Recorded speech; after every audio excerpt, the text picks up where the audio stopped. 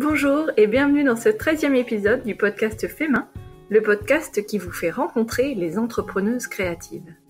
Avant de démarrer, je voulais vous remercier d'être de plus en plus nombreuses à écouter et à partager sur Instagram.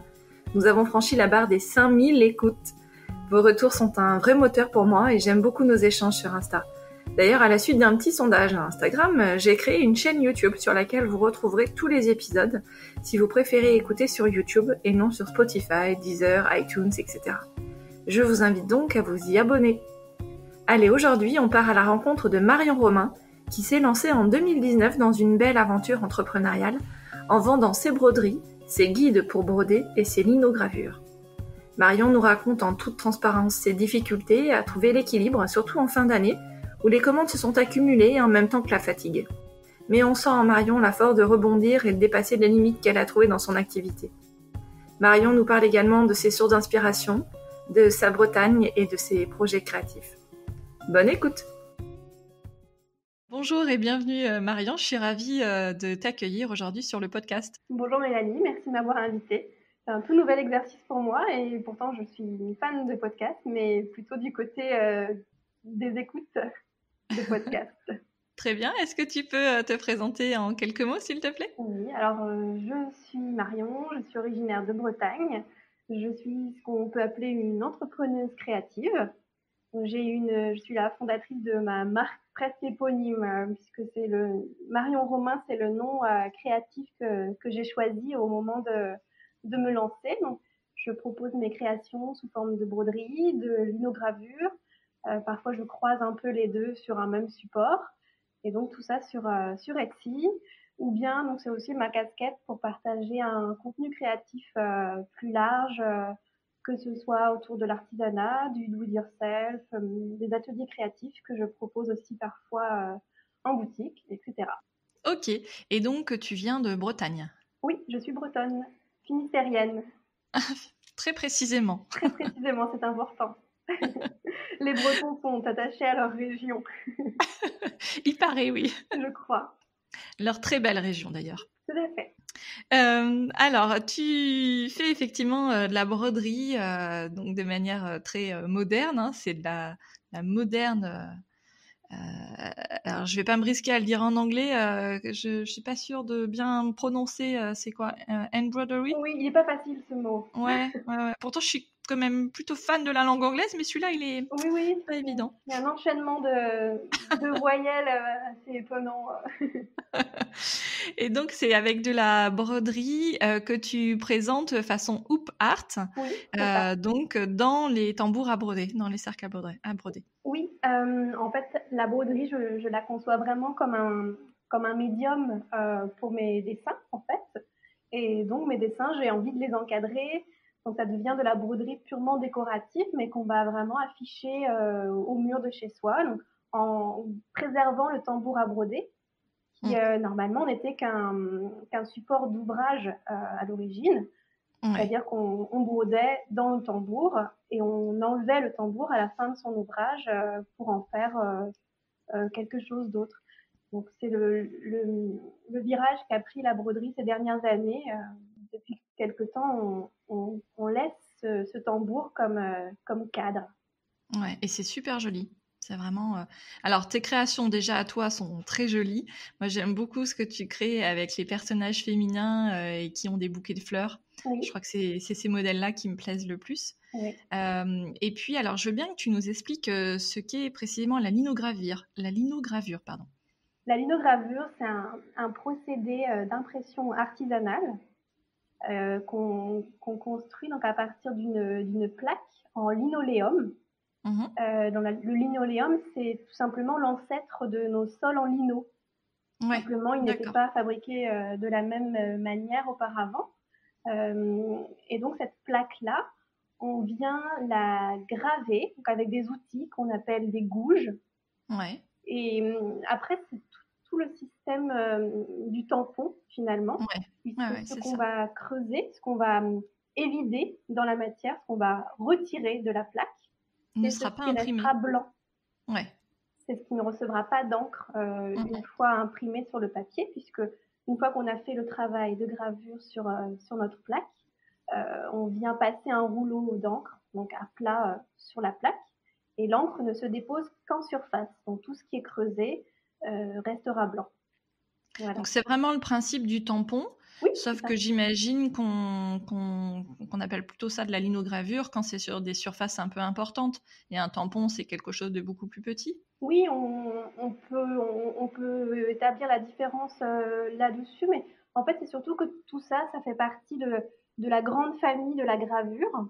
D'accord. Et dans la gravure, on va avoir différentes catégories de gravure qui souvent sont déterminées par le matériau utilisé. Donc la linogravure, parce qu'on utilise du linoléum, et on aura aussi de la gravure sur zinc, de la gravure sur bois. On aura tout un tas de matériaux qui peuvent servir à réaliser la plaque. D'accord, ok. Alors aujourd'hui, tu vends sur Etsy. Est-ce que tu peux nous dire comment tu en es arrivé à faire le choix d'Etsy et est-ce que tu envisages d'avoir ta propre boutique e-commerce? Oui, alors Etsy, quand on commence, pour moi, c'est un choix qui est assez simple, assez évident, puisque on peut partir du principe qu'en démarrant, on a besoin de se faire connaître, on a besoin aussi d'aller à l'efficacité, d'aller à l'essentiel. Et Etsy, c'est une plateforme qui a fait ses preuves pour ce qui est de l'ergonomie, de la facilité d'utilisation. Donc c'était une manière de ne pas me soucier de ce côté purement technique Oui, de la mise en vente, pour me concentrer vraiment sur tes le produits. développement des créations. Voilà, au début, c'est important de se libérer un petit peu de cette partie-là. Et puis, c'est une plateforme qui est un petit peu rassurante aussi, puisque on cherche à toucher des gens potentiellement aux quatre coins de la planète. Et Etsy permet ça grâce au moteur de recherche intégré. Il suffit de faire un petit peu attention à la façon dont on ajoute des hashtags sur ses créations. Donc, voilà, c'était un choix logique au départ. Donc là, ça fait un petit peu plus d'un an. Maintenant, c'est vrai que j'ai conscience que ça n'a pas non plus que des avantages, puisque c'est une plateforme qui engendre des frais qui sont pas toujours simples à estimer, puisque voilà, il y a des centimes qu'on déduit ici et là. Donc, bon, c'est quand même un choix que je ferai probablement évoluer à moyen terme, mais je pense que c'est un bon tremplin au début. Et puis, voilà, il ne faut pas mettre non plus tous ses œufs dans le même panier. Moi, je ne vends pas que par Etsy. Il y a beaucoup de personnes qui me contactent directement sur Instagram surtout, et puis par mail. Ouais. Là, c'est plutôt pour les réalisations sur mesure qui ne passent pas par Etsy. D'accord. C'est quoi la taille, par exemple, d'une broderie, de la broderie la plus grande que tu aurais faite, hein? Parce que là, on voit dans les cercles à broder, c'est très précis, très fin et très petit, entre guillemets. Oui. Est-ce que tu as fait déjà des broderies qu'on t'aurait commandées qui sont d'une dimension un peu particulière? Oui, alors je dirais que le format par défaut, celui que je mets le plus en vente sur Etsy, ce sont des broderies d'environ 18 centimètres de diamètre. Ouais. Après, quand c'est des travaux sur mesure, là, c'est vraiment pris en compte dès les premiers échanges de mails avec la personne, selon qu'elle veuille que ce soit une pièce forte dans sa décoration, Ouais. selon le budget aussi qu'elle est prête à y consacrer, puisqu'évidemment, ça a une incidence. Et dans ces cas-là, la plus grande broderie que j'ai réalisée jusqu'à présent, c'était une broderie dans un cercle de 30 centimètres de diamètre ou 40, D'accord. je ne sais plus trop exactement. Mais c'est vrai que moi, j'ai des aspirations à créer des choses des broderies pour me challenger, des broderies qui seraient un peu plus imposantes, mais c'est toujours le temps qui manque pour Ouais. venir à bout de ces projets annexes. Là, évidemment, ils ne sont pas prioritaires par rapport au reste. Donc. Ouais, aux commandes, ouais. D'accord. Aujourd'hui, c'est ton activité à plein temps, il me semble, depuis 2018, c'est ça? En fait, ça a été mon activité à plein temps dès le jour où je me suis lancée. C'est une activité qui est plurielle, mais auparavant, j'étais professeure des écoles, moi. Ouais. Et mon schéma de vie, c'était de préparer tranquillement la mutation vers ce métier plus créatif. Et puis, parfois, les choses ne se passent pas exactement comme on les a pensées sur le papier. Donc, Ouais. ma sortie de piste s'est faite de manière un petit peu plus abrupte que prévu dans l'éducation nationale. D'accord. Donc, finalement, voilà, je suis tombée dans le grand bain du jour au lendemain. Ce que je ne D'accord. conseille pas forcément aux personnes qui voudraient se lancer ou qui voudraient tester leur petit business créatif au Ouais. départ. Ouais, du coup, c'était peut-être un peu trop d'incertitude pour toi de passer d'une activité, alors j'allais dire salarié, c'est pas salarié parce que tu es donc fonctionnaire, Oui. à une activité complètement freelance sans aucune protection garantie, entre guillemets, ça doit être difficile. Alors oui, je confirme. Surtout que moi, je suis de nature plutôt anxieuse. Donc, sur le papier, ce parcours entrepreneurial, il est un petit peu atypique, étant donné mon caractère. Disons que sur la ligne de départ, je ne coche peut-être pas toutes les cases par rapport à l'image de l'entrepreneur rempli de confiance en lui et ambitieux qu'on peut se faire, même si je pense qu'il y a tous les profils d'entrepreneurs. Mais c'est vrai que oui, je suis forcément en proie au doute, d'autant plus quand on quitte un statut parmi les plus sécurisants, avec Ouais. un salaire garanti en fin de mois et garanti à vie, pour au contraire embrasser l'insécurité la plus totale. Donc il y a de quoi avoir le vertige parfois quand je prends le temps de m'asseoir un peu et regarder ce que j'ai laissé derrière moi. Ouais. Mais bon, voilà, je pense qu'il y a de la place pour tout le monde et qu'on peut aussi entreprendre quel que soit son caractère de base. Alors, ça me fait penser à deux choses. C'est effectivement, depuis que j'ai commencé le podcast, je me rends compte que ça a l'air, le doute, que ça a l'air d'être une caractéristique un petit peu commune. Donc, je pense qu'il y a le doute qui paralyse, et puis il y a le Oui, doute qui fait quand même un petit peu avancer, et ça doit plutôt tendre vers le côté le doute qui fait avancer pour les créatrices qui osent se lancer et qui aujourd'hui ont oui, du oui. succès, ou voilà, et qui avancent en tout Oui, cas. oui, c'est ça. Mais des doutes, oui, je pense que le doute est moteur dans tous les cas. Moi, Ouais, des doutes, j'en ai tous les jours. Parfois, je suis trop dans le rush des commandes pour avoir le ouais, temps de me laisser justement douter. ouais, Mais là, on se parle en plein milieu du mois de janvier, qui est, je crois, un peu, d'après les échanges que j'ai pu avoir avec d'autres créatrices, qui est une période assez déstabilisante. Il y a des jours où on a plus le temps de penser justement à ces périodes de rush qu'on a pu vivre plus en fin d'année justement. Donc ouais, autour voilà, de Noël. Mm. oui, ouais, ouais. Bon, il y a des jours où j'ai envie de me rouler en boule, où l'idée de penser à ce pari un peu fou que j'ai fait me donne vraiment des sueurs froides. Ouais, Et puis, il y a des jours où j'ai au contraire du mal à voir les choses autrement qu'à persister dans cette voie. Voilà. ouais. Et aujourd'hui, alors, j'ai une de mes auditrices qui m'a posé la question en fait, comment dire, de l'argent qu'on peut gagner en choisissant cette vie d'entrepreneuse créative. Elle me disait, tu poses pas vraiment la question, et a raison, hein, que je posais pas vraiment de questions liées aux revenus que ça pouvait générer. Est-ce que c'était suffisant? Est-ce qu'on arrive à en vivre?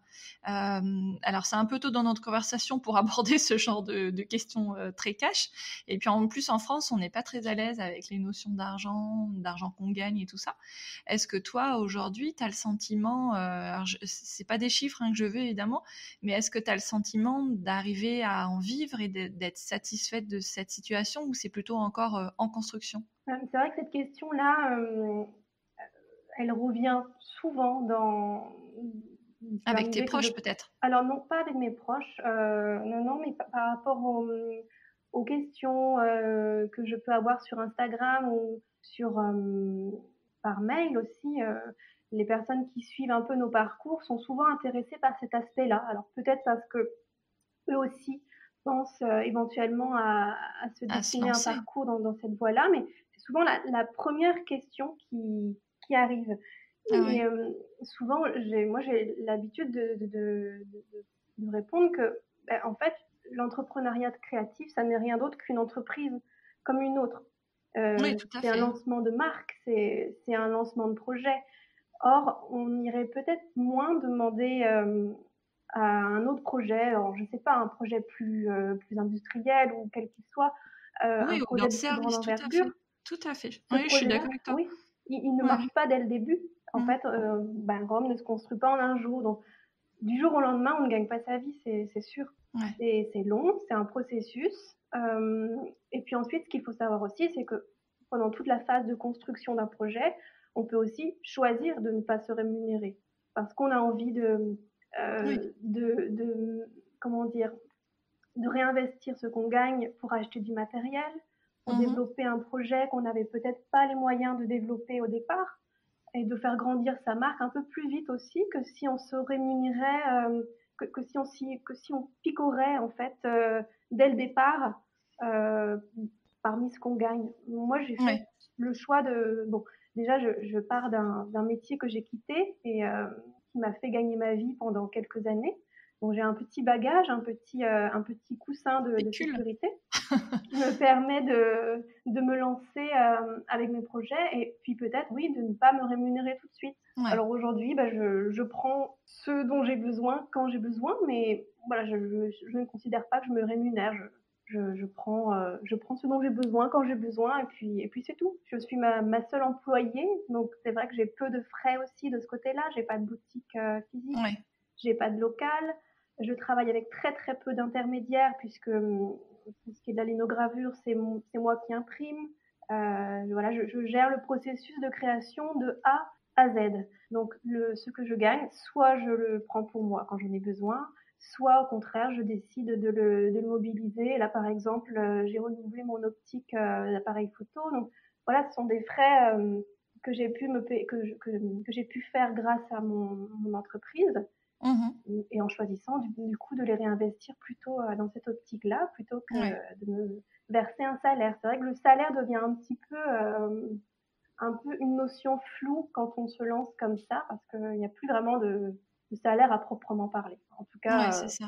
quand on en est à 1 an de lancement d'activité, on ne peut pas vraiment parler de salaire en tant que tel. Ouais, d'accord. Mais tu as raison, le parallèle avec un autre entrepreneur dans un autre secteur, c'est pas dit qu'on lui demande s'il arrive à en vivre. Mais en même temps, ouais, ça doit dépendre aussi un peu du secteur, mais ou du nombre de salariés, oui, du projet, de l'envergure du projet. Oui, oui. Mais ouais, Non, mais il faut vraiment être OK avec le fait que non, on ne va pas gagner sa vie le jour où on va ouvrir sa boutique. ouais, C'est pas possible. ouais, ouais, ouais. Et puis après, voilà, ça dépend de ses objectifs, ça dépend comment on a envie de faire grandir son projet. Voilà, il faut savoir quoi faire avec l'argent qu'on gagne à partir de ses créations. Ça marche. Alors, il y a une question que je t'ai pas encore posée, c'était comment tu avais commencé à créer. Mais comme j'ai j'ai fait quelques recherches Oui, avant, il me semble avoir lu que tu avais toujours dessiné, ça avait toujours été en toi en fait cette création. oui, tout à fait. J'ai toujours été extrêmement bricoleuse depuis l'enfance. J'étais vraiment du genre à collectionner les livres sur les bricolages du mercredi ou bricolage des jours de pluie. Ces livres-là me faisaient absolument rêver quand j'étais petite. Donc je dessinais. J'ai même créé une marque de bijoux quand j'étais enfant que je vendais de force à mes sœurs. Et puis, c'est surtout le dessin, en effet, qui me plaisait. Donc, j'ai toujours dessiné. Et puis, en fait, la broderie, j'y suis venue progressivement, sachant que en étant bretonne, la broderie, elle a toujours plus ou moins infusé en moi parce qu'elle fait partie du patrimoine en Bretagne. D'accord. On la retrouve sur les costumes traditionnels bretons. Elle est mise en valeur dans nos musées.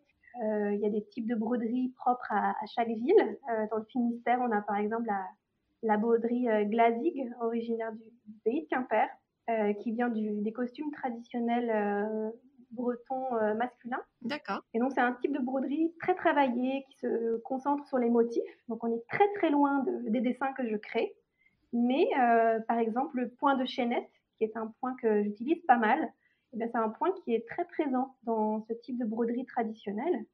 Et en fait, ce que je trouve intéressant, c'est de voir qu'à partir des mêmes points, d'un même alphabet, en fait, on peut créer des broderies complètement différentes. Ouais, Donc, la d'accord. broderie, elle a toujours été là, un peu latente. Et puis, en fait, j'ai eu un déclic un jour en participant à une journée au sein de l'école de broderie d'art de Pascal Jaouen à Quimper. Donc, Pascal Jaouen, c'est un brodeur et styliste très reconnu. Et je crois que cette journée, elle est intervenue à un moment qui était le bon pour moi, puisque je dessinais déjà, donc, et j'en étais à chercher une manière de renouveler mes dessins. Donc, à trouver le bon médium, le médium qui leur correspondrait et qui me permettrait d'exprimer ce que j'avais envie d'exprimer à travers mes dessins. Et en fait, à la fin de cette journée, je crois qu'il y a des fils qui se sont connectés dans ma tête, c'est le cas de le dire. Et je me suis dit que la broderie pouvait être un médium, en fait, au même titre qu'un autre. Ça a commencé comme ça. D'accord. Et t'avais quel âge quand tu as eu ce déclic?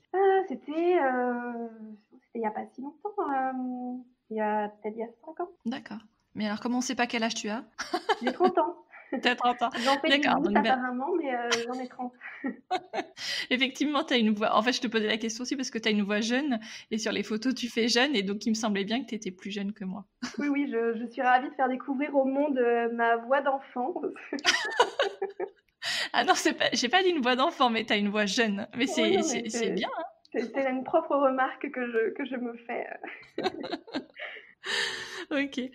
Je m'étais fait une réflexion aussi quand je regardais ta boutique Etsy.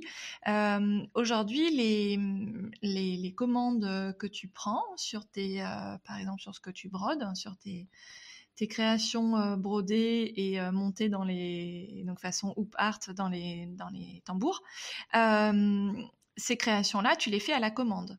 Donc ça veut dire que nécessairement entre le moment où le client, la cliente passe commande et puis le moment où il va recevoir son petit colis, il va se passer quelques jours ou quelques semaines.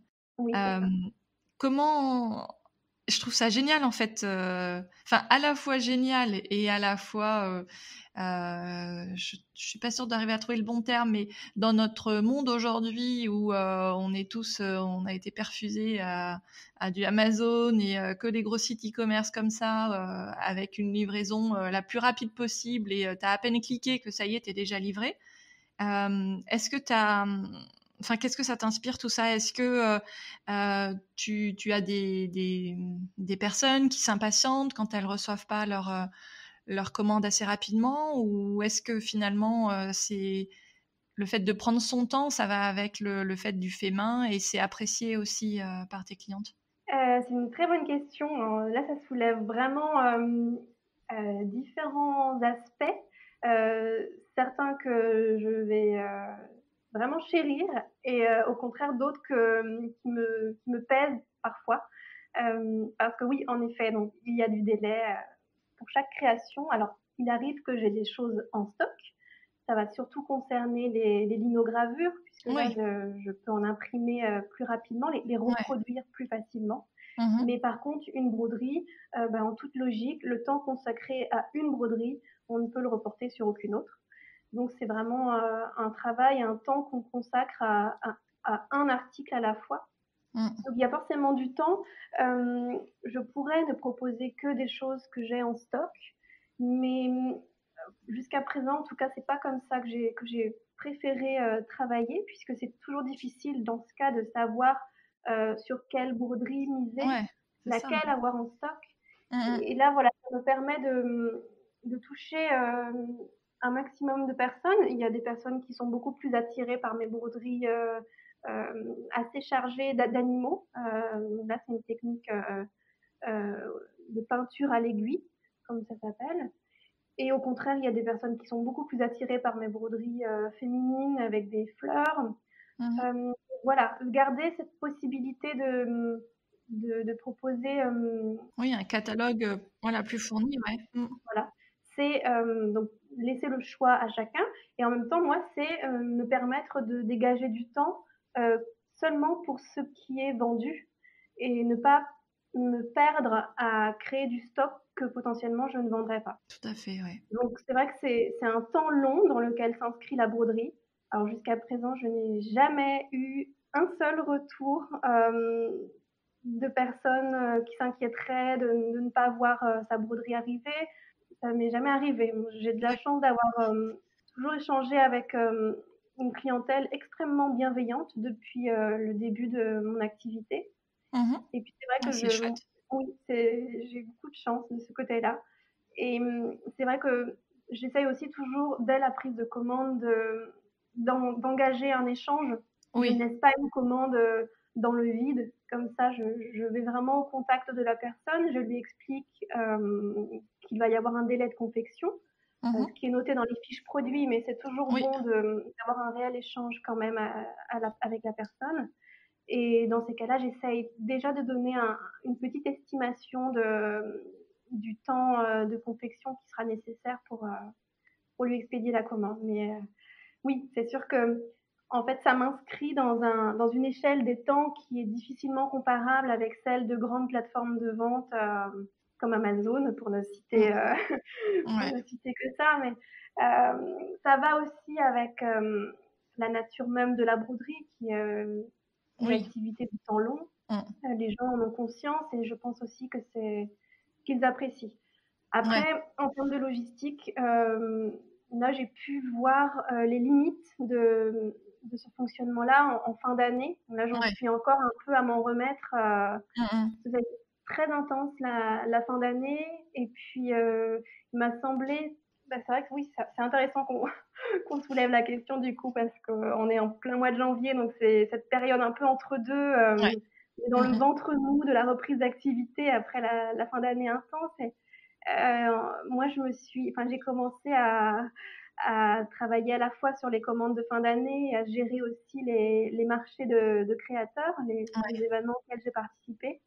Et donc voilà, je reprends mes esprits là, mais ça a été très difficile de venir à bout des commandes, de tous les engagements que j'avais pris. Et puis là, j'ai touché du doigt presque les limites du 100% chez main, en quelque sorte. Les limites physiques dont tu parlais sur Insta, où effectivement tu avais mal, quoi. Alors, je sais pas si c'était les mains, les poignets, les bras. Oui, c'est la combinaison de la broderie et de la gravure, en fait, qui sont... En fait, elles sont complémentaires et en même temps, elles jouent sur les mêmes, les mêmes muscles presque. Donc oui, c'était particulièrement intense. Donc là, je me suis forcée à lever le pied, mais en fait, c'était plutôt la main. Et la mettre au repos parce que voilà, j'ai trop conscience de la nécessité de soigner un petit peu son propre vaisseau quand on est à ce point-là dépendant de ses mains pour travailler. Donc, il faut faire attention. Ouais, ça me fait penser à la question est peut-être très bête ou très américaine, j'en sais rien. Est-ce que tu as assuré tes mains? Non, je n'ai pas fait. Je vais y penser. Je sais pas si c'est possible ou si c'est un fantasme, tu vois, une croyance liée au film américain, je sais pas. Je sais pas. Jennifer Lopez s'était fait assurer les fesses, je crois, donc il n'y a pas de raison qu'on puisse pas s'assurer les mains. Ouais, bon, tu nous diras. Je vous dirai.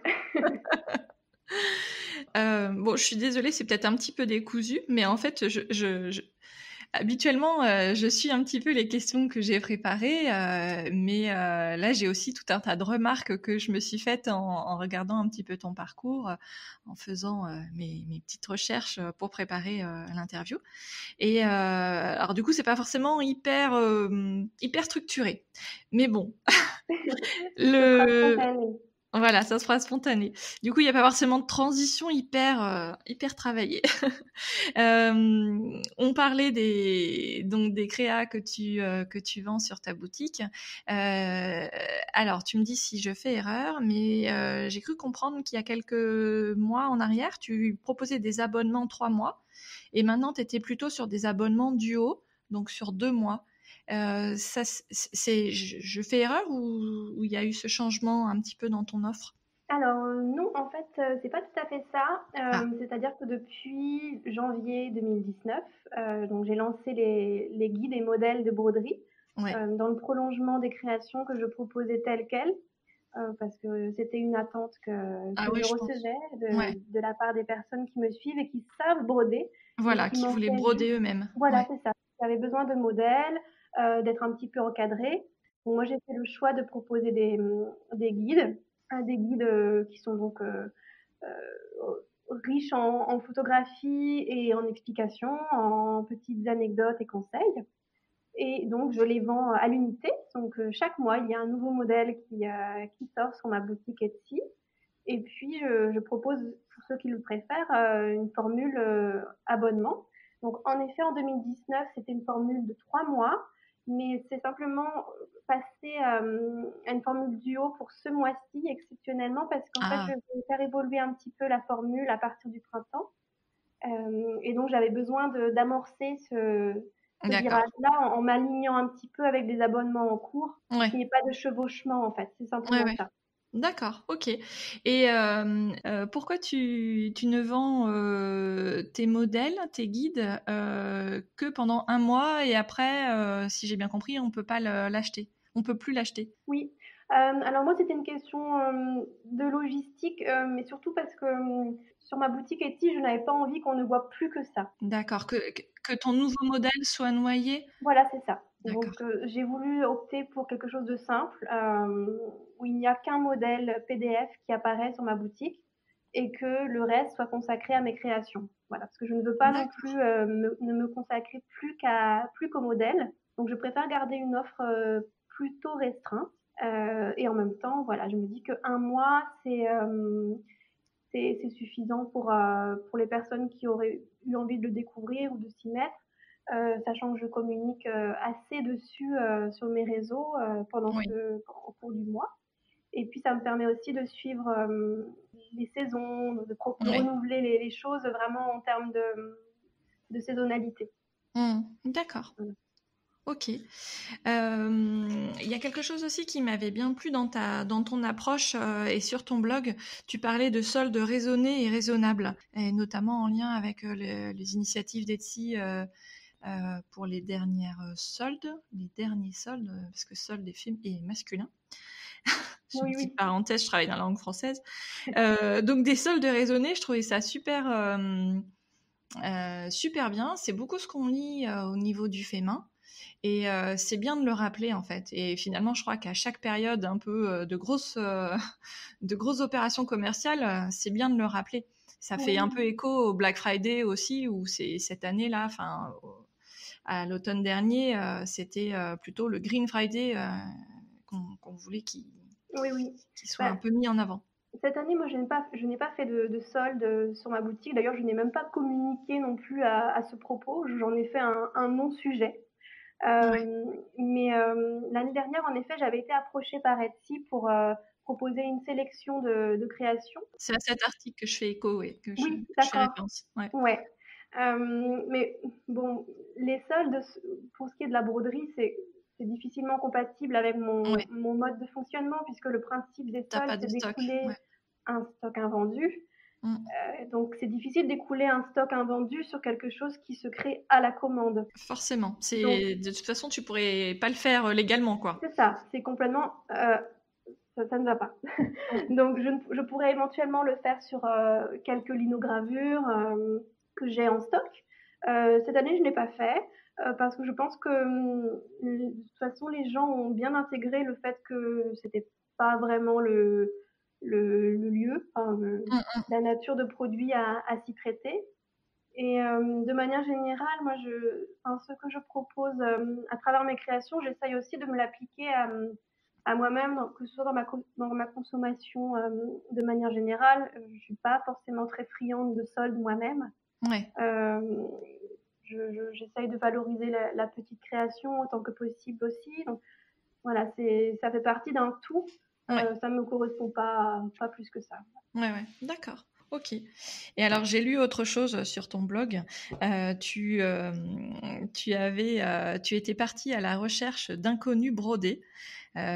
Tu racontais sur ton blog et après tu as poursuivi sur Instagram en racontant l'histoire d'une photo que tu as chinée d'un couple, ou d'un homme et d'une femme. Oui. Et tu t'es lancée à la recherche de l'identité de ces deux personnes photographiées et en plus c'est une photo sur laquelle tu avais gravé brodé Oui. un bouquet de fleurs. Et alors la première question c'est est-ce que tu as eu des nouvelles de l'identité de ces personnes? À mon grand regret, non. Non. Mais je profite de ce podcast pour renouveler mon appel. Relancer. J'attends toujours.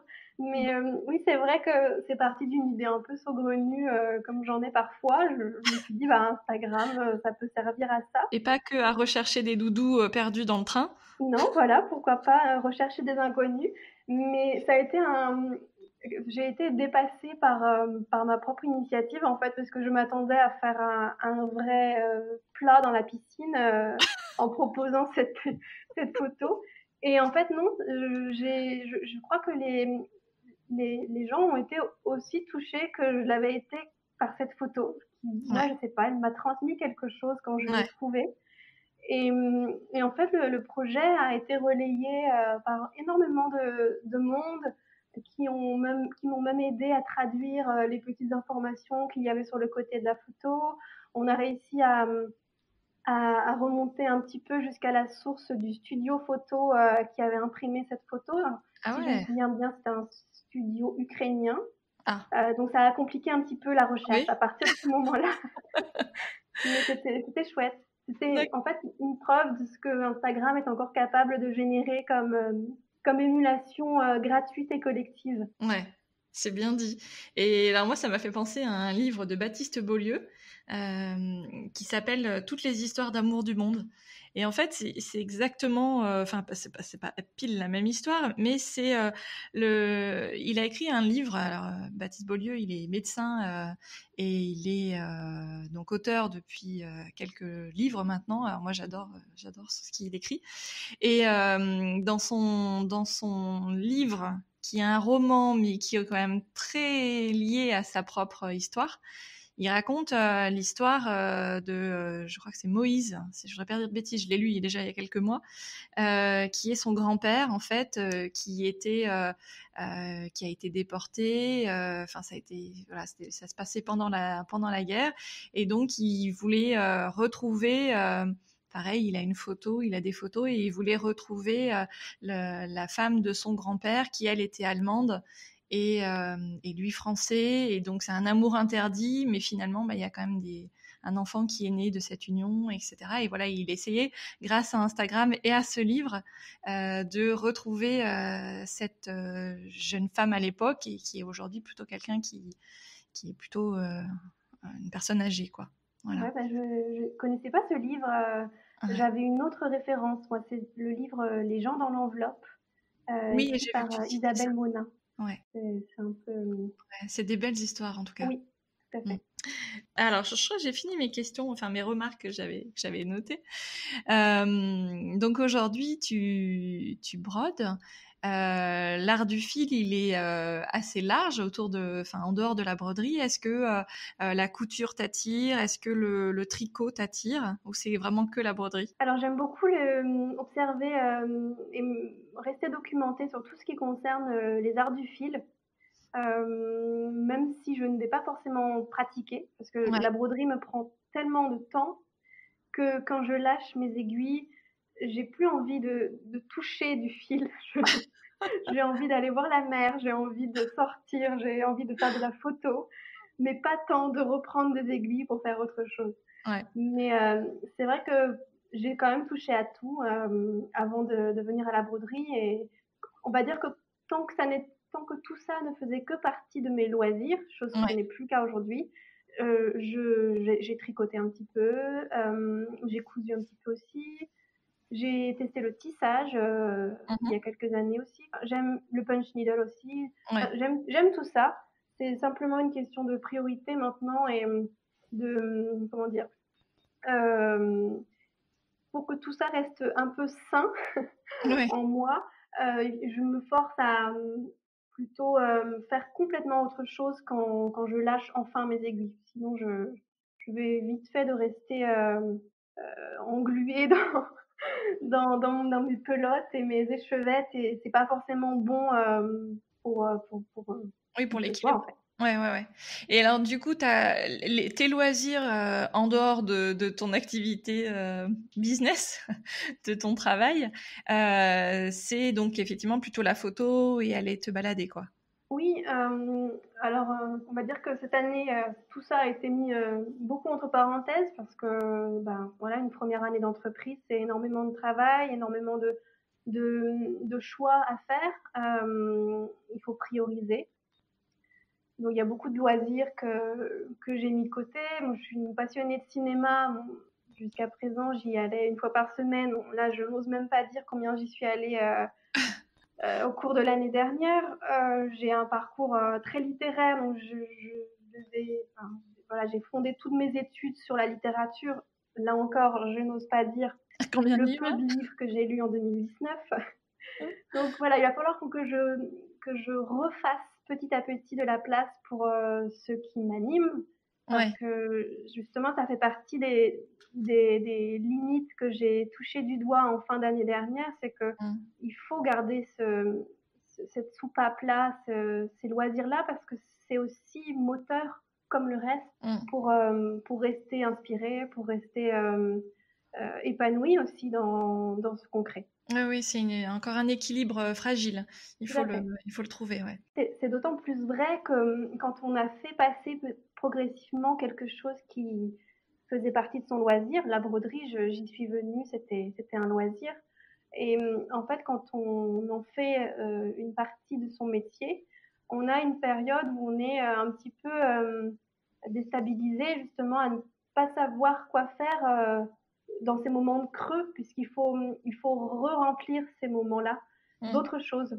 Il faut se forcer maintenant à garder cette broderie et la gravure aussi, c'est pareil, dans un cadre professionnel, que je m'arrête si possible de broder quand j'ai un moment à moi, alors que c'était mon réflexe auparavant Ouais. de prendre mes aiguilles pour broder, Ouais.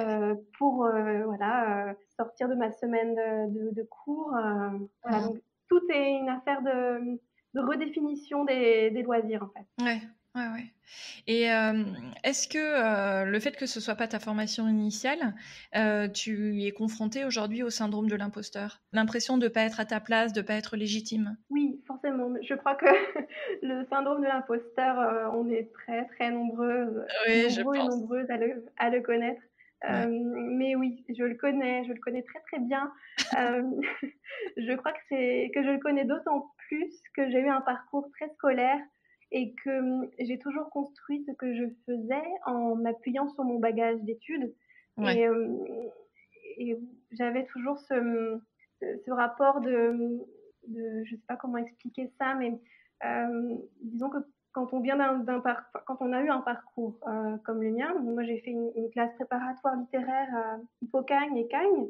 Oui. Euh, et bien, quand on sort d'un parcours comme ça, je crois que le jour où on devient autodidacte dans un tout autre domaine, c'est un peu comme si on perdait sa béquille en fait. Ouais, ouais. Voilà. Mais bon, je tends à me persuader que tout ce que j'ai fait auparavant, finalement, je viens m'en nourrir quand Oui. même aujourd'hui.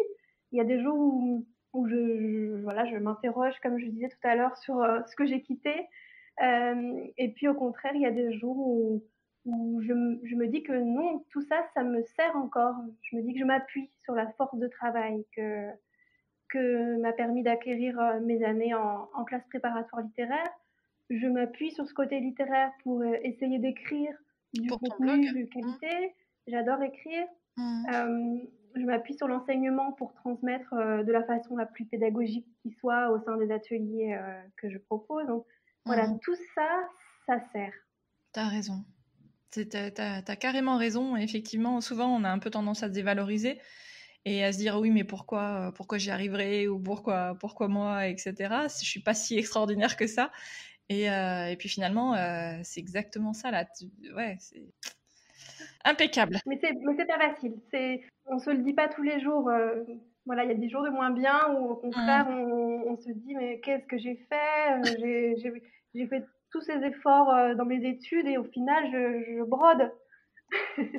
Eh bien oui, Ouais. je brode. Ouais. Alors, comment tu te présentes aujourd'hui à quelqu'un que tu connais pas? Tu lui dis que tu fais quoi? Alors c'est rigolo, ça va dépendre de mes interlocuteurs, Ouais. de mon humeur aussi. Et alors la mesure étalon de tout ça, ça va être souvent les trajets en covoiturage, parce que la question arrive toujours dans les trajets. Et vous faites quoi dans la vie? Et Alors, à chaque trajet va sa définition selon, selon les affinités que je sens avec la personne, oui, selon la réceptivité. Il ouais. m'arrive de dire je suis enseignante. Ah ouais. Je reste parfois à dire que je suis enseignante et là c'est simple. La discussion Oui, elle s'arrête s'arrête là, de quoi. façon très, très voilà, c'est ok. C'est un métier qui veut dire quelque chose chez les gens. Donc voilà, c'est fluide. Et puis parfois, je sens un peu plus de réceptivité. Donc là, je me risque à définir un petit peu l'entrepreneuriat créatif. C'est plutôt ça que je retiendrai Ouais, comme terme un peu global, de manière d'accord. générale. Quand je n'ai pas un peu la flemme d'entrer dans les détails, c'est ce que je dis. Et puis après, je développe, voilà, parce que c'est une activité qui est complètement composite Mmh. et qui évolue au jour le jour, en fait. Donc, c'est une activité plurielle. Ouais, Mais l'entrepreneuriat créatif, c'est le dénominateur commun à tout ça. ouais. Est-ce que tu envisages, je sais pas, peut-être dans quelques années, quand tu auras peut-être un peu fait le tour, de tes broderies peut-être, hein, de faire autre chose, de continuer toujours, sur ce principe, à la fois de transmission et de création originale, mais peut-être avec d'autres supports, d'autres médiums? Oui, tout à fait. Moi, je garde vraiment toutes les portes ouvertes. Mmh. J'ai l'impression de n'en être Qu'au qu'aux début? prémices Mmh. du projet créatif que j'aimerais développer. Ouais. C'est vrai qu'en 2019, c'était une année de lancement. Ça m'a demandé énormément d'énergie et il a fallu que je fasse passer des choses au second plan. Mais euh, disons que la fin d'année 2019 m'a montré ce que j'avais envie de remettre un petit peu plus sur le devant de la scène. Je sais que je trouve que je n'ai pas assez écrit en 2019. J'ai vraiment mis l'accent sur mes créations, alors que l'écriture, ça fait vraiment partie aussi de ce que j'ai envie de partager, la photo également. Euh, donc voilà, je n'exclus pas que peut-être une année, comment dire, la production en tant que telle, elle prendra un peu moins de place par rapport peut-être à la mise en valeur du travail d'autres personnes, Ouais, d'accord. ou le partage de plutôt de tutoriels, que ce soit pour mon blog, pour des marques, pour des magazines. Tout Mmh. ça, ça fait partie d'un même tout, en fait. Ouais, tout à fait. Et puis voilà, ça évolue. Ouais. Et alors justement, tu parles de marques et de magazines. Aujourd'hui, tu as des sollicitations, des demandes de partenariat qui se font?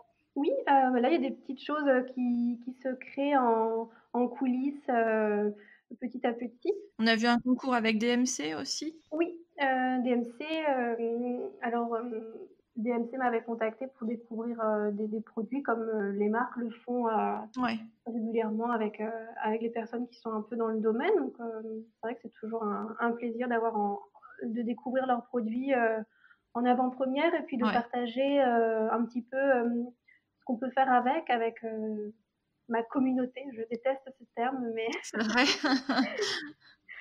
c'est comme ça qu'on l'appelle, je crois. Ouais. Il n'y a pas bien d'autres termes, mais c'est vrai. Ouais, je suis un peu comme toi. Ça fait un peu gros mot, quoi, ou mot beaucoup plus. Ça fait un Ouais, peu je sais pas. sectaire. Ouais. Oui, en plus, ça fait un peu secte. C'est vrai. Mais oui, oui, voilà, ça fait partie des choses et des partenariats qui peuvent se nouer petit à petit. Oui.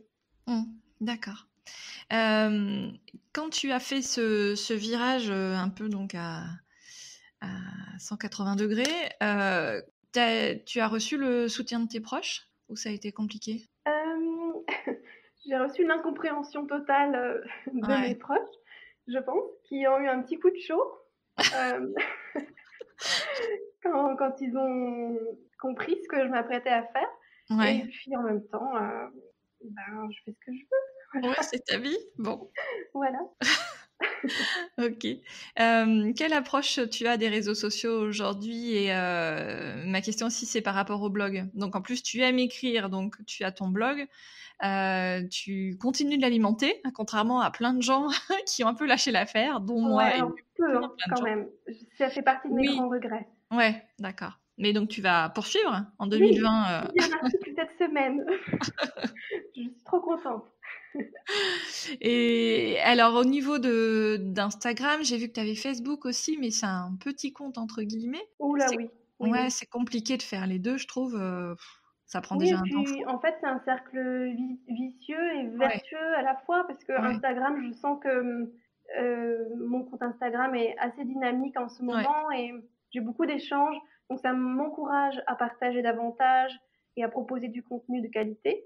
Mmh. Alors qu'à l'inverse, Facebook va plutôt me servir de relais de mes articles de blog. Mmh. Mais il n'y a pas vraiment de dynamisme du tout sur ma Ouais. page Facebook aujourd'hui. Alors c'est peut-être parce que je n'encourage pas à ce qu'il y ait du dynamisme, je sais pas.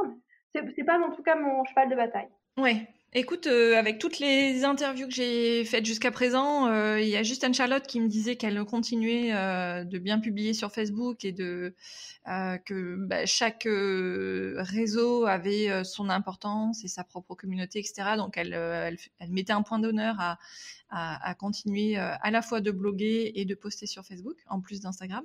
Ouais. Mais c'est vrai que, bon, on a l'impression qu'il se passe plus rien sur Facebook, quoi. Oui, C'est oui. rigolo quelque part. Bah, je j'ai pas l'intention de disparaître complètement, mais voilà, c'est une page qui vivote et Ouais. tant que ça me sert à relayer mes articles de blog, Mmh. voilà, je me Oui. contente de ça. Ouais, ouais. Donc c'est vrai D'accord. que mon approche des réseaux sociaux, elle se construit vraiment surtout autour d'Instagram aujourd'hui. Ouais, ouais, ouais. Et le côté, très éphémère, d'Instagram, ça te pousse, c'est une des choses qui te pousse à vouloir aussi, bloguer davantage? Oui, et puis surtout le blog, ça permet vraiment d'aborder des contenus de fond. Ouais, d'aller plus loin, ouais. Alors qu'Instagram, voilà, on a une petite légende, qui ne va pas nous permettre d'aller bien loin. Ouais. Même si, les supports, tendent à se multiplier, s'enrichir de plus en plus, à partir du moment où on manie à la fois la vidéo, la photo, l'écriture, Instagram a de quoi être riche aussi. Mais par contre, pour le côté éphémère, ça c'est vrai que le blog, ça reste le support le plus durable, Mmh. qui fait que, bah oui, avec une recherche Google ou Ouais. sur n'importe quel moteur de recherche que ce soit, un thème qu'on a abordé il y a 4 ans peut très Mmh. bien remonter dans les réponses de notre moteur de recherche. Donc forcément, le blog, il ne faut pas le mettre de côté. Ouais, ouais, ouais.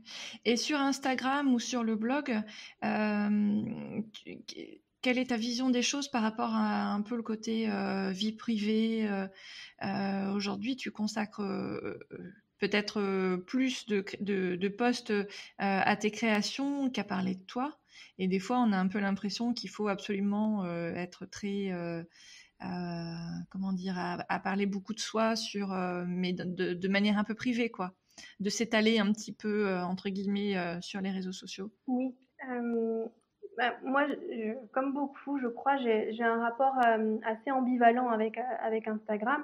C'est un réseau que je trouve passionnant comme manière de rapprocher des gens qui partagent les mêmes centres d'intérêt, comme façon de découvrir à la fois des savoir-faire, des compétences, des visions du monde aussi, des espaces qu'on n'aurait peut-être pas découverts autrement que par l'image.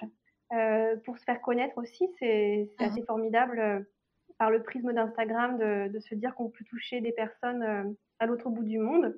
Ça, c'est le versant positif d'Instagram. Et moi, sur mon compte, j'essaye d'en faire un espace où je ne vais pas forcément, je ne vais pas uniquement en faire une vitrine commerciale de ce que je vends. Mmh. J'ai envie de garder quelque chose un bon équilibre. D'authentique? Oui, à la fois donc proposer mes créations et puis garder un peu une certaine part d'inspiration, un peu des coulisses aussi, un peu de mes coups de cœur, un peu de mes engagements. Mais oui, c'est vrai que le curseur est assez difficile à situer, à placer dès lors qu'on est un petit peu le seul capitaine à bord en fait. Parce que moi je suis assez pudique et je sais qu'il y a une limite que je n'aurais pas envie de franchir sur Instagram. Mais en même temps, il faut quand même avoir un peu un côté un peu humain sur son compte Instagram quand on a envie de créer du lien avec les personnes qui nous suivent.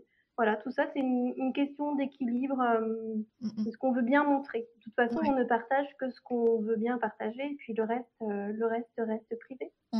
Tout à fait, ouais. Est-ce que sur Instagram, tu t'es déjà posé la question de te filmer en train de broder pour poster en fait ce type de contenu, des contenus vidéo qui sont très en vogue par rapport au contenu photo beaucoup plus statique ou au texte? Ça fait partie des nombreux chantiers abandonnés en cours dans mes petits projets liés aux réseaux sociaux. C'est vrai que jusqu'à présent, ça n'a jamais été prioritaire. Je sais qu'il faudrait que je le fasse plutôt, mais il y a toujours plus urgent à faire que ça. Donc, pour l'instant, non. Et puis, comme j'ai la fâcheuse tendance à préférer ne pas faire plutôt que de mal faire, c'est aussi un conseil que je donnerais. Ne faites pas comme moi. Faites, au contraire, et puis vous améliorerez en faisant. Mais moi, j'ai beaucoup de mal, donc pour l'instant, je me suis abstenue, et puis un jour, ça arrivera. Je le fais un petit peu avec les stories, parce que là, on tolère un côté un peu plus approximatif. Et puis voilà, c'est les coulisses, c'est un peu sur le vif. Donc là, il y a de la vidéo, il y a un peu plus de choses comme ça. Voilà, c'est tout pour l'instant. Ok. Est-ce que tu peux partager avec nous tes sources d'inspiration? Elles sont très, très, très larges, mes sources d'inspiration. Par quoi commencer? Je pense que je ne suis en fait jamais plus inspirée que quand je coupe Instagram, que quand je coupe les réseaux, même si c'est quand même une grande source d'inspiration, mais je vais plutôt être inspirée en plongeant dans un bon film, en ouvrant un livre, en filant en pleine nature, en attrapant des bribes de conversation entre des personnes que j'ai croisées dans la rue. C'est tout ça en fait qui m'inspire, qui se lie en fait dans une sorte de syncrétisme de tout ça. Et en fait, sur Instagram, je trouve qu'on peut vite fait on peut vite fait se retrouver empêtré dans ce qui a déjà inspiré les autres, mais qui peut plus peut-être nous faire culpabiliser ou plutôt douter de ce que nous, on serait capable de faire nous-mêmes. Et ce qui est intéressant, c'est aussi de s'ouvrir à d'autres choses. Donc, Instagram, oui, mais voilà, sinon, j'aime l'esthétique des années 20, j'aime le sport vintage, l'esthétique du sport vintage. Je suis passionnée de le tennis des années 20, c'est mon petit truc à moi. Je suis fan. Et puis évidemment, la Bretagne, les bords de mer bretons, ça c'est une source d'inspiration infinie. Le cinéma, les fleurs, la nature de manière générale, le style british, tout ça, les personnes croisées dans la rue, voilà. Il se trouve que je suis une hypersensible, donc j'ai toujours un peu les yeux en éventail quand je me balade. C'est un handicap en même temps qu'un atout, je pense, parce que du coup, ça me permet de mettre facilement toutes ces inspirations ou ces petits bouts d'inspiration dans un sac, de bien secouer, et a priori, il en ressort toujours quelque chose. J'aime bien l'image. Est-ce que... alors j'ai vu que tu avais un portrait sur Créapassion qui avait été fait en 2018. Créapassion, c'est une grande maison d'édition pour les loisirs créatifs. Est-ce que tu envisages, tu as déjà pensé à écrire un livre? Alors oui, ça fait partie des possibilités qui verront le jour peut-être tôt ou tard. Mais oui, ça fait partie des pistes. Comme j'ai dit, je garde vraiment les portes ouvertes à tout. Et c'est vrai que le livre, ça cocherait un petit peu toutes les cases de ce que j'aime faire, puisque ça me permettrait d'écrire tout autant que de transmettre quelque chose. Il y a la photo aussi qui est très importante dans un livre. Oui, tout à fait. Si j'avais la chance de pouvoir m'en charger, en tout cas, parce que c'est pas Ouais. toujours une possibilité que nous laissent les maisons d'édition. Mm. Mais en effet, si un projet doit se faire un jour, j'aimerais pouvoir prendre en charge les photos. Oui. D'accord. Est-ce qu'on passe un appel ou si jamais il y a des éditeurs qui nous Non, écoutent? moi j'ai tendance à laisser les choses se faire. Ah, On verra, qui vivra verra. ok. Et alors, tes prochains challenges créatifs en 2020, on va dire, donc plutôt à court terme, à moyen terme, Oui. c'est quoi? Est-ce que c'est les vidéos? Est-ce que c'est le livre? Ou non, ça, c'est vraiment plutôt, c'est le bonus et tu te concentres sur d'autres choses? Alors, j'aimerais déjà retrouver un certain équilibre.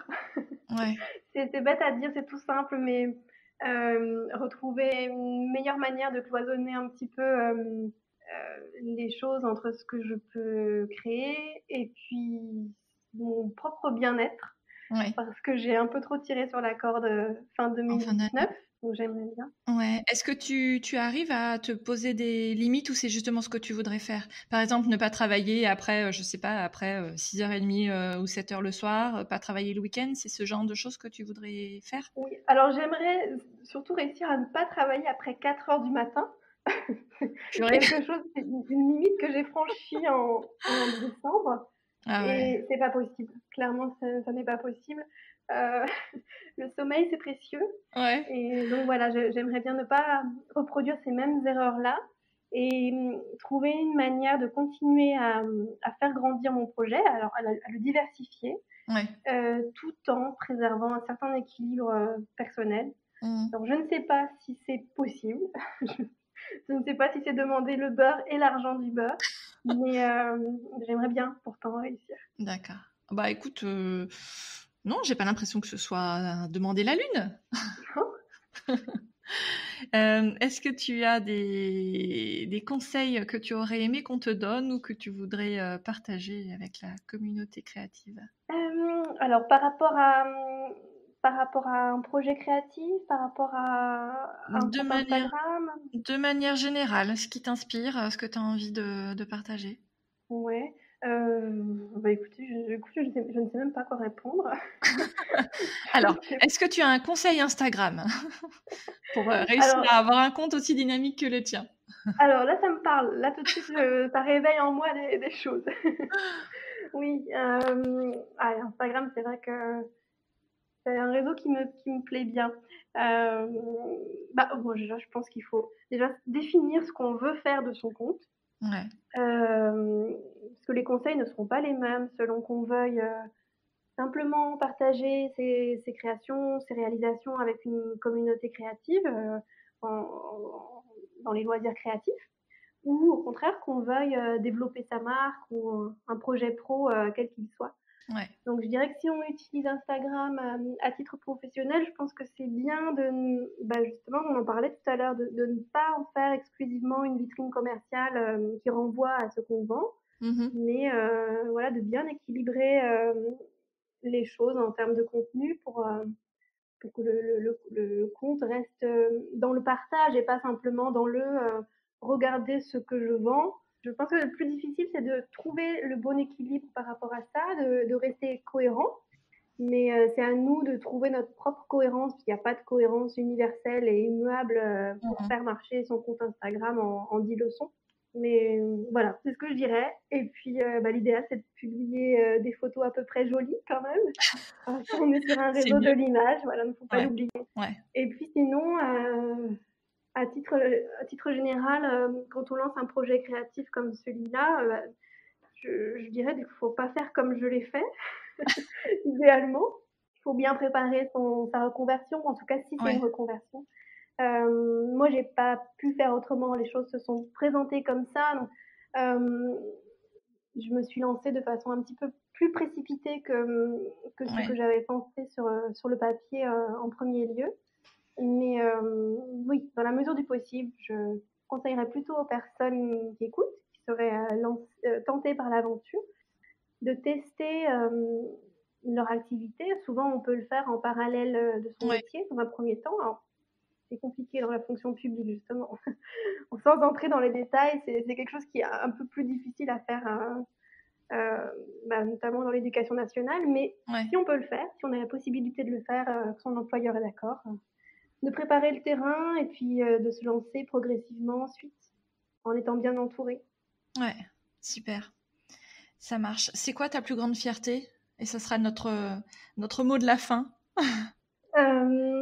Peut-être d'avoir osé, tout simplement. Ouais. D'avoir osé alors que j'étais dans un microcosme où souvent on a du mal à sortir de ce milieu-là, de se lancer, de faire un pas de côté. Voilà, ma fierté, c'est d'avoir réussi à faire ce pas de côté parce que je pense que c'était le plus difficile à faire, ce pas de côté. Se lancer, ouais.